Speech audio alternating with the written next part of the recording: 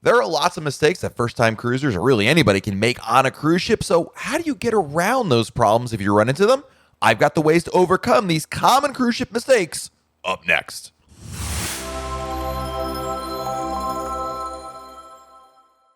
Hey everyone, it's Matt from RoyalCaribbeanBlog.com.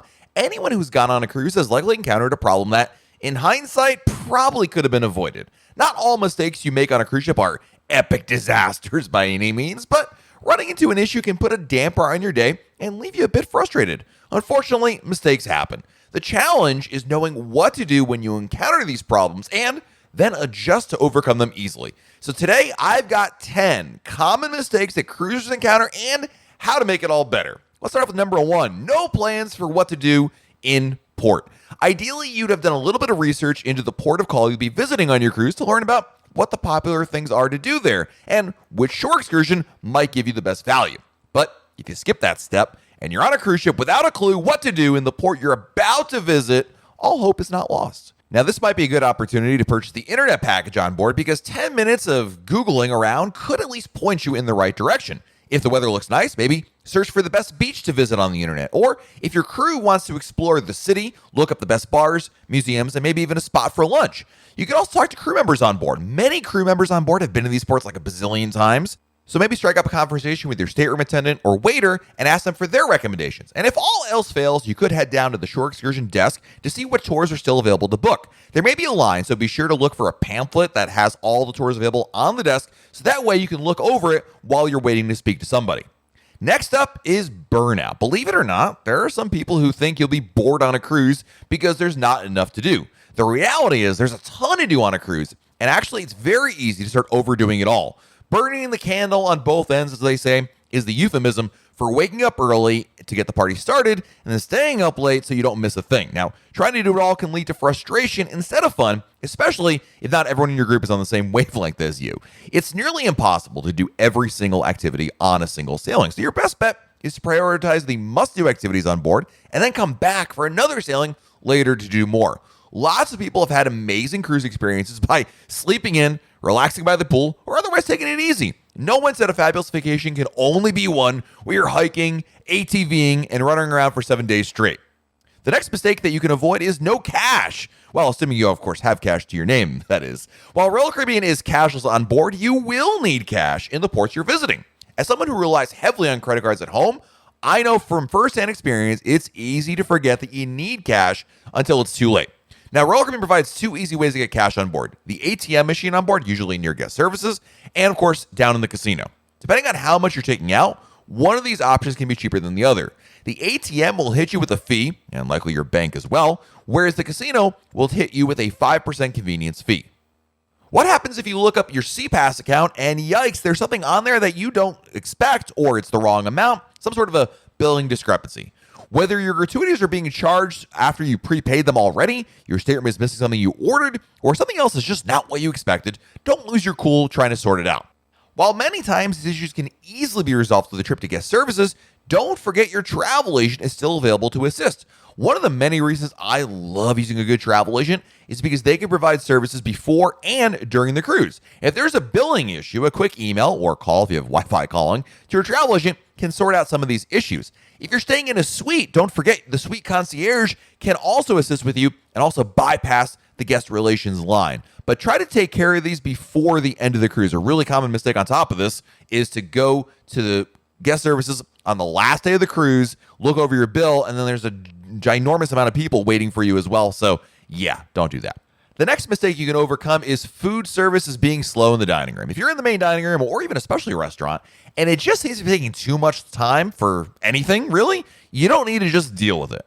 There are plenty of reasons why service can be slow, and sometimes it's a logistical issue, sometimes a technical issue, and sometimes it's just plain bad luck. Either way, give your waiter a chance to either address the issue or at least acknowledge things are not going as planned. But if you're still not satisfied, feel free to ask to speak to the head waiter. You can either ask your waiter to speak to the head waiter, or you could look for them around the restaurant and wave them over. Calmly explain the issue you're encountering and inquire what they can do to assist. The staff wants you to have a great dining experience and for it to go smoothly. And if things are going from a little bit slow to what happened to our waiter, then you might want to say something. Now, here's a really common one. What happens if reservations for the entertainment on board is already booked up? If you're trying to get into a comedy show, stage performance, or any other ticketed event and it's already sold out, don't give up all hope of seeing it. Seating capacity is limited in many venues on board, so shows running out of tickets are not uncommon. If you're staying in a suite, the first person to speak to is the suite concierge. The concierge is a great resource in seeing if there are additional show times or even a wait list to be put on if something opens up. You can also just wait in the standby line for pretty much any show. Go to the theater entrance about 15 minutes or so before the showtime and let the crew member know that's who's admitting guests in there that you'd like to wait to see if there are any no-shows. Since these tickets for these shows are free, it's not uncommon for someone who made reservations not to show up because they're just having too much fun at the pool or something else on board. So the standby line is usually very good at being able to come through with you being able to see the show. Now, what happens if you need internet access? Obviously, you can purchase internet access on your cruise, but what if you need Wi-Fi for like one or two quick tasks? You can purchase a 24-hour pass on the ship for Wi-Fi access, but that cost is pretty high. If you're unwilling to eat the cost of a Wi-Fi package on the ship, you should consider waiting until you get to a port you're visiting. Many restaurants, bars, and cafes offer complimentary internet access if you're buying anything there. Some shops even offer completely free Wi-Fi, although in my experience, their performance tends to be really mediocre at best, so don't expect super high speeds. You can also ask a crew member on board for recommendations for where to go in port where you can get free or nearly free Wi-Fi. Next, let's talk about the thing nobody ever wants to have happen to them, and that's what happens if you get seasick. It's pretty rare, but getting seasick can happen to just about anybody. The good news is it's very easily treated, and you don't need to shell out hundreds of dollars for a visit to the onboard medical staff. The simplest way is just go down to guest services and ask for seasick medicine. They'll give it to you for no additional cost. It's actually a packet of something called meclizine, which will treat the symptoms of being seasick very quickly. Now, if you're looking for something a little more natural, you can try going to the Windjammer or really any restaurant on board and getting a green apple or any food with ginger. This has been a treatment that a lot of people swear by. Also, be sure to drink plenty of water on board to stay hydrated, not only if you're feeling seasick, but just in general. Not drinking enough water can just make you not feel good in general, and a lot of people easily skip over that because you're just so busy with everything going on. In addition, taking a nap can also help you make you feel better while whichever therapy you chose earlier takes effect. Now, what happens if you want to go to a specialty restaurant, but Matt, you forgot to pay for that specialty restaurant package and it's too late now? You thought you didn't need to eat at that steakhouse or sushi restaurant, but then you got on board and boy, does it look and maybe even smell amazing. There is not a foolproof plan of avoiding paying full price for a specialty restaurant, but there are a couple strategies that might work. First and foremost, it may not be too late to see if you can buy a specialty dining package. These packages allow you to pay a flat fee to dine at a set amount of restaurants, and then these will absolutely save you money compared to trying to eat at the same amount of restaurants and paying the cover charge at each one.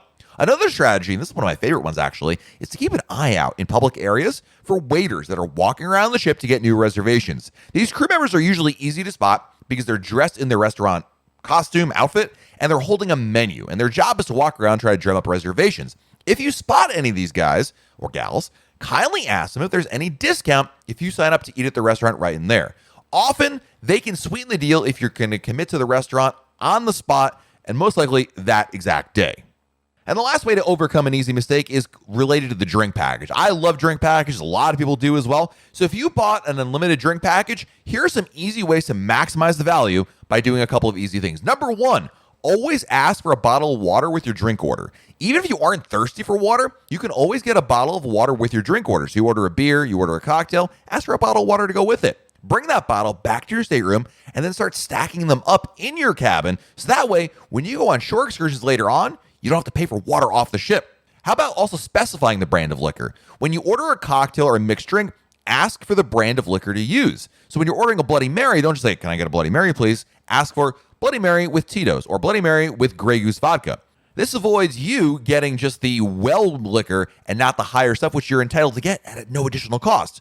And lastly, use your drink package at specialty restaurants. Your drink package not only works at bars and lounges, but also in specialty restaurants and the main dining room, and also at the private islands, a Perfect Day, Coco Key, and La Badie. So take advantage of it. It's part of the value of these drink packages. It's a great way to get more value out of it, and boy, is it a nice way to spend your time there at the restaurant or private island. So there you go, 10 ways to overcome some pretty common cruise ship mistakes. I hope these will all be able to be of benefit to you when you go on a cruise eventually. And while I hope you did lots of research to avoid running into any of these problems, if you do run into them, you'll have that little light bulb go off over your head and say, aha, I remember Matt talking about this. And then your wife will say, who's Matt? And then you'll say, it doesn't matter, but here's how to fix the problem, and you'll be all set. If you like this video, if you found it helpful, hit that like button below this video because it really does help us out with YouTube. Also, be sure to subscribe to our channel so that way you can be notified when we have a brand new video to share. This has been Matt from RoyalCaribbeanBlog.com, and we'll talk again